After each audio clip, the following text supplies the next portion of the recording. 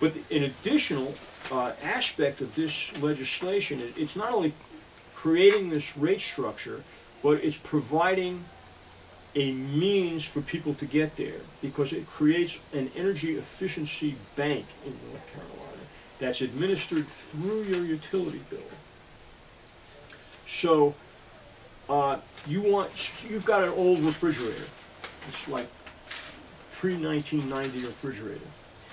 It uses about 150 kilowatt hours a month to run. Okay. Well, you know that you can buy a new Energy Star refrigerator today that uses 1/3 that amount of energy. Which we did. Right, about 40 kilowatt hours a month. Okay, less than 1/3 of what the old refrigerator used. It costs $750. Well, you don't have $750 to invest in that right now. What you can do is go to the Energy Efficiency Bank and borrow the money at a low interest rate, say 5% interest, and you get the new refrigerator, and it's using 1/3 of the energy that the old refrigerator is using. Your monthly payment, which is you pay when you pay your utility bill, is less money than the amount of money you save by using the new refrigerator instead of the old refrigerator. So you paid off through that. And you pay it off month by month, and the investment is even more pronounced if you invest in like sealing leaks in your ductwork and windows and doorways and uninsulated attic spaces and floor spaces and things like that. Your payoff is even more rapid and more pronounced. So you get a new refrigerator, you get a tighter house, a more comfortable place to live, and you're paying less every month to boot. And you can do it in even another way. You can add on, like they usually have this thing at Lowe's where if you spend over $250, you don't have to pay it off for a year. So you could take that money that you're saving every month, put it in some sort of renewable energy stock or something, whatever, I don't know, some sort of thing, and make money on the money that you would have been spending, and then pay it off, making sure you pay it off or you can buy at that 11th hour. Right, a solar hot water system through the Energy Efficiency Bank as well. You know, so that's the program that we're proposing. That's good. And what our strategy, you know, like some groups didn't join us to say, oh, that doesn't stand a chance of passing this legislative session. You got Republicans in there, you know, and even with the Democrats, you know, Duke Energy is controlling. They're missing the point. The point is that it has been proposed. The idea is now out there. We expected to get 3 or 4 legislators to join Patsy Keever in sponsoring this legislation. We got 12 in the House and 2 in the Senate. And we see that as a building block. You know, okay, we got 12 co-sponsors this time. Next time maybe we'll get 20. You know, and then maybe in the next legislative session we'll get 50. You know, and then maybe the next one it'll pass. You know, and that's how we see it. It's again part of the process of building a movement. Mm-hmm. You build it. Right. You don't. You know, the strategy that's being used now by many in the environmental community is, well, let's get what we can now by passing this really watered down legislation that's virtually meaningless. It usually screws you in the long run. And it screws you in the long run, and there's no building block. It actually hinders future future progress. Senate Bill 3 is a case in point. You know, okay, you go to a legislator now. We would like a stronger renewable energy portfolio. Well, we already dealt with that. You know, we've moved on to other stuff, and you know, let's see how this goes first. Let's accomplish that first. And if you really pick apart the renewable portfolio standard, it's completely meaningless. I mean, it's got 0.2% solar energy. Oh shit! That's combined electric and thermal. Yeah. What is it they're really calling nuclear? Well, the biomass is a big part of it. A good landfill gas. Landfill gas is probably a good thing. Chicken litter is a huge Chicken one. litter is a terrible one. They've got like a guaranteed 3% or something like that. It has to go every year to that. you know, out of the but 10%. the best part of it, I think, is the landfill gas. I think that's probably a good thing because you want to burn methane rather than let it just evaporate into the atmosphere. It's a more potent greenhouse gas than carbon dioxide, but much more. But must be difficult to catch that stuff, though. but the rest of everything that's in that renewable portfolio, including a 6.5% efficiency standard, 6.5% efficiency by 2021 is much less than is happening by itself already. Right. Everything is becoming more efficient, you know. Everything technological is becoming more efficient. And that's just a progressive march in that direction. So we're trying to organize for that as well. Good. Jeez. Right on. I did not know that. Yeah, well... I mean, about, you know, the different compromise-ish kind of crap. Who is it that's doing this compromise stuff? And how do they get to... If I have to give names, I will, but I'd rather not. I don't want names. I won't remember them anyway. I mean, Well, I just mean, like, what organizations? Well, the dynamics of Senate Bill 3 were very interesting. It was introduced by Environmental Defense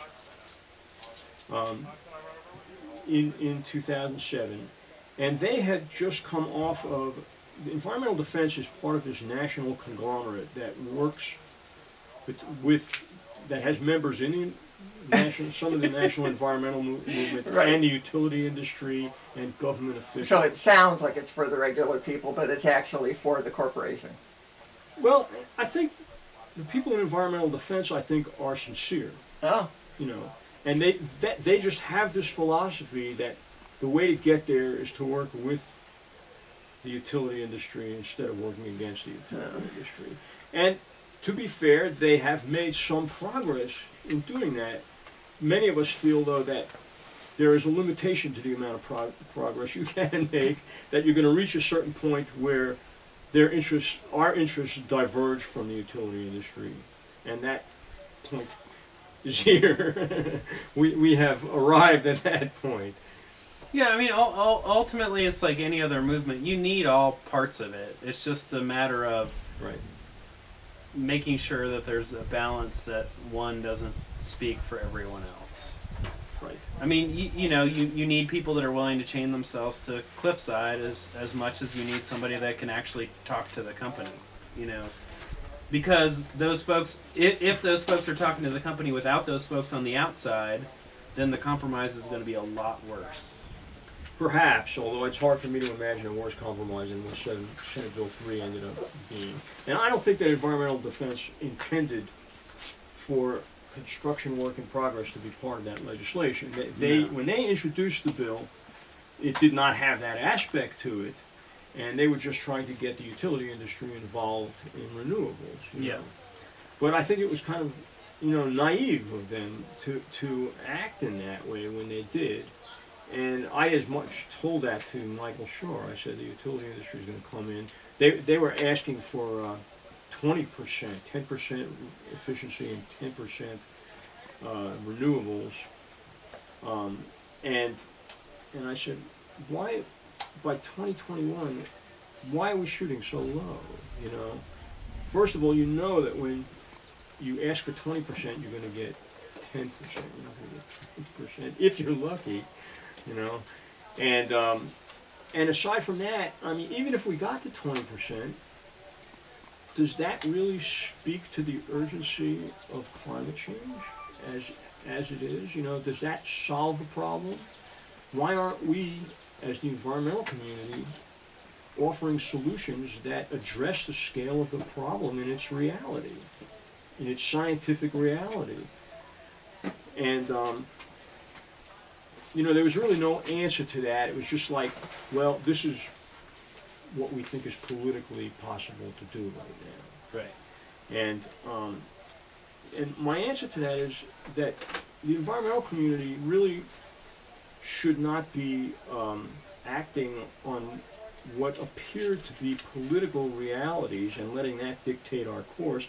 We should be acting on scientific reality, speaking the truth all the time about the urgency and the scale of the situation, because the science can't be changed, but the political reality can be changed.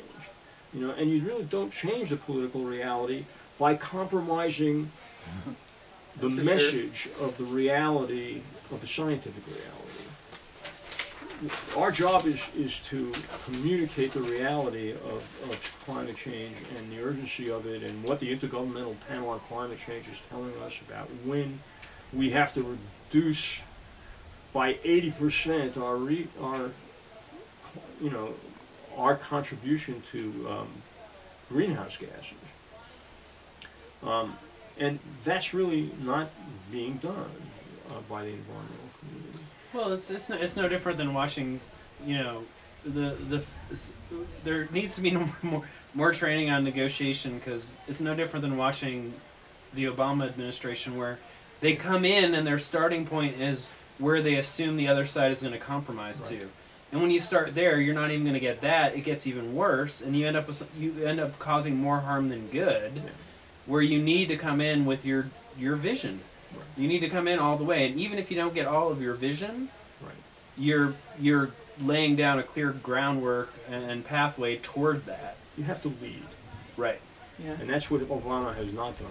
Yeah. And that's what the environmental community in North Carolina has not done either. We that same dynamic that you just described, where we come in thinking, well, this is where they'll compromise, you know. That's the proposals that we make to offer. And then we end up compromising even more until it's whittled down to public relations scam for the utility industry or any other industry that we're confronting. And we take these little baby steps, sometimes more backwards than forwards, and sometimes, but certainly not steps that will result in a real solution in time to address climate change before we reach any kind of, point of no return, and which may already be here and may not be. I mean, I think, we need to be screaming from the rooftops about what the truth is, regardless of whether it's not politically advisable to do so now. So, Why isn't it politically advisable? well, It's probably never politically advisable, right? money comes into play here, because a lot of organizations depend on mainstream foundations for their funding. And so they don't want to come off sounding like radical extremists and risk losing their funding. And they have to show that they're producing something on a yearly basis for them to retain the funding from the Z. Smith Reynolds Foundation or from the Joyce Foundation or whoever they're getting their money from. And so if they can show that they made a positive incremental gain somewhere in North Carolina this year, then it's better than showing that, well, we introduced something that didn't go anywhere, And that may be the best way of keeping their jobs and their organizations going, from funding them in that manner, but it's not the best way of building a movement and really inspiring people to participate in that movement, the grassroots, and really doing something profound and meaningful. My organization, the Canary Coalition, is one of the few. We do not accept grant money from any foundation that receives money from corporations that have a conflict of interest with our mission. Good. Yeah. Right.